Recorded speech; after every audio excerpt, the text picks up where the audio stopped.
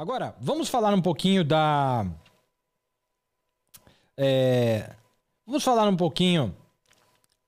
Veja como que as táticas romanas... Porque o profeta vai dizer para nós aqui, ó, na festa das trombetas, que esse espírito romano, o Império Romano, o governo romano esteve dormente por praticamente 2000 anos.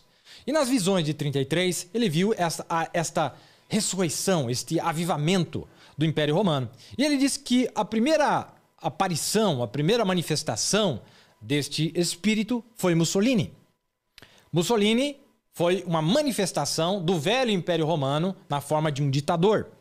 E se vocês notarem, lá nas visões de 33, tem 4 governantes mais uma mulher, 5 poderes. Tem 4 governantes mais uma mulher. E esta mulher, que eles dizem, pode ser que essa mulher seja uma ditadora. E eles dizem, eu não sei se representa uma mulher literal ou se representa a igreja.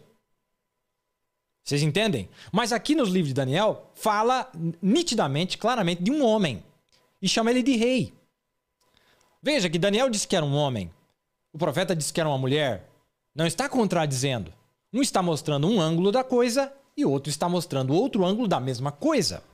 Pois é uma mulher, uma igreja que tem o controle, o domínio sobre a política. Ela é uma ditadora. Ela tem esse espírito sobre ela, pois ela é romana, é filho da igreja original romana e ela é uma ditadora. Então o profeta diz aqui na festa das trombetas, 2000 anos, o espírito através do povo romano, da igreja romana, não conseguia se mover. Mas aquele mesmo espírito surgindo primeiro lá em Mussolini, o ditador. 7 coisas ele me mostrou em 33 que aconteceriam. 5 já se passaram.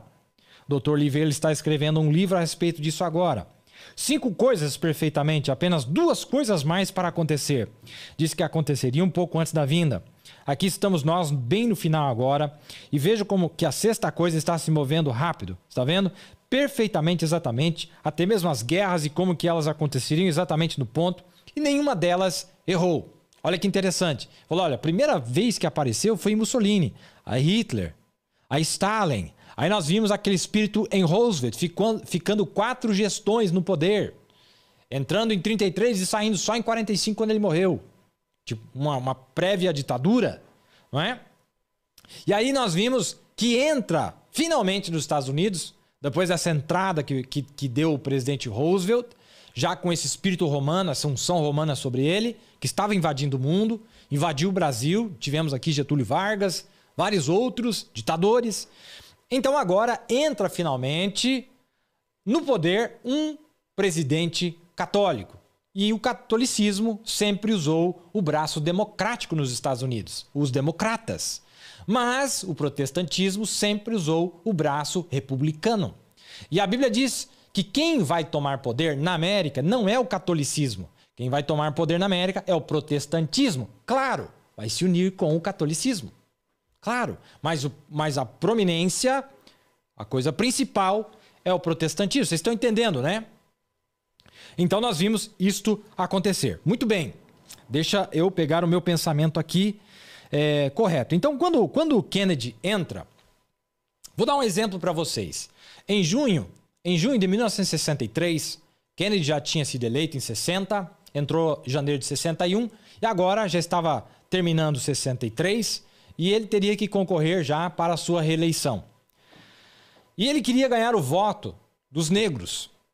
Pois os negros, historicamente falando, nos Estados Unidos, são republicanos. Por quê? Porque Abraham Lincoln, que trouxe a abolição da escravatura, era um republicano.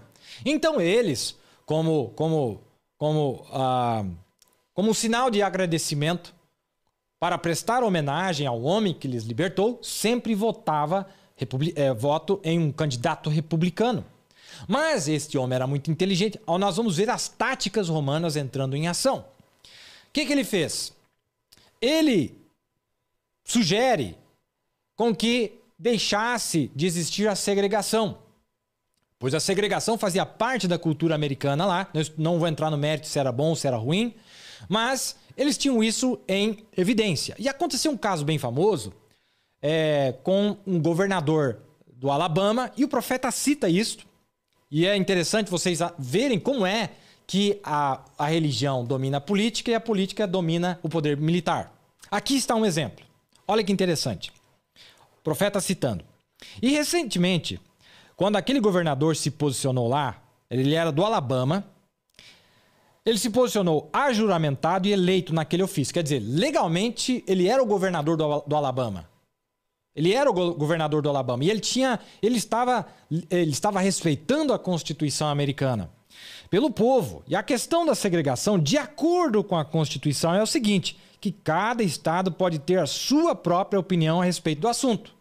A Constituição americana dizia o seguinte, em relação a segregar ou não escolas para brancos e negros, transporte para brancos e negros, isso não é do governo federal para discutir. Isto fica à mercê, à disposição do estado. Cada estado decide como quer fazer.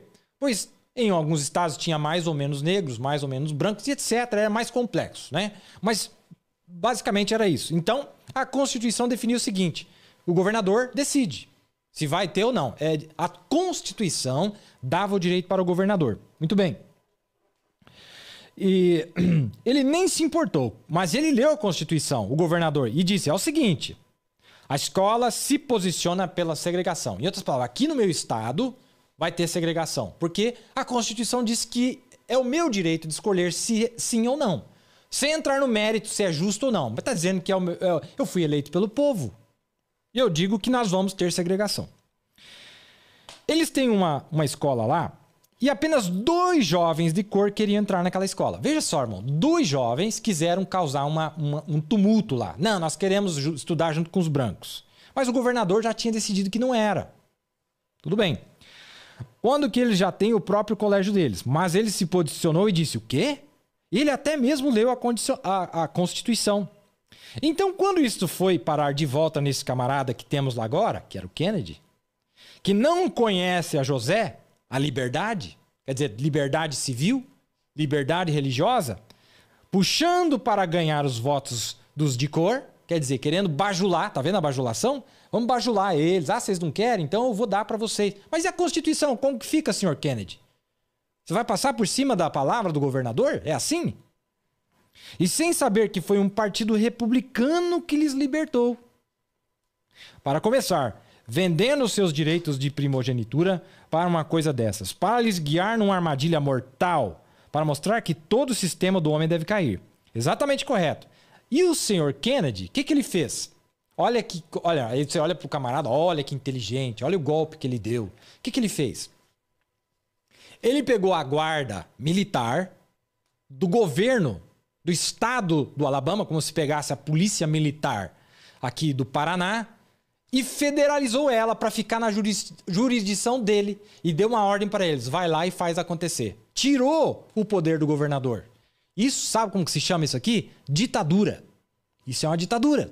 Porque ele usa o braço militar, veja, irmão, da religião passou para a política e da política passou para o braço militar. Se preparem que isso está chegando.